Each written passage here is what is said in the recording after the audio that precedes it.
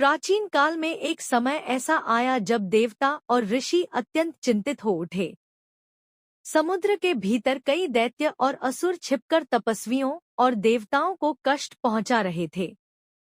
वे जल के भीतर सुरक्षित थे, इसलिए कोई उनका अंत नहीं कर पा रहा था।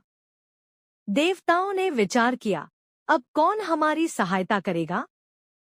तभी सबको स्मरण हुआ महान तपस्वी अगस्त्य मुनि का, जिनकी तपस्या और तेज से तीनों लोग कांप उठते थे।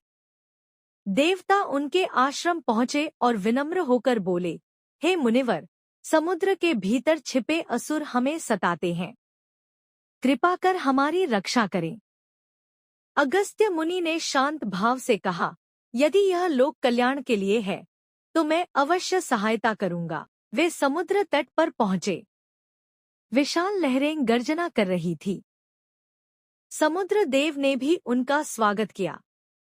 अगस्त्य मुनि ने अपनी तपस्या की शक्ति से समुद्र का जल पीना आरंभ किया। आश्चर्य!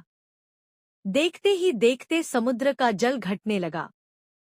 देवता विस्मित थे। कुछ ही क्षणों में समुद्र लगभग शुष्क हो गया। जल हटते ही समुद्र के भीतर छिपे असुर प्रकट हो गए। देवताओं ने अवसर पाकर उनका संहार कर दिया।